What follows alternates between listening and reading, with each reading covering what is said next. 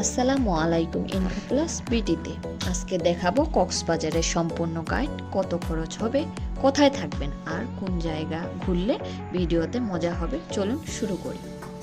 Non AC bus 900 থেকে 1100, AC bus 1200 থেকে 1500, return মিলিয়ে মোট 2000 থেকে 3000 যাওয়া খরচ। হোটেল বাজেট নন এসি 800 থেকে 1200, বাজেট এসি 1200 থেকে 1800, 2 থেকে 3 জন থাকলে খরচ কমে যাবে। খাওয়া দিনে 250 থেকে 350, 2 দিনে 600 থেকে 800। ঘোরার জায়গা Laboni beach, Kolatoli beach, Sugandha beach, Burmese market, Radiant Fish world.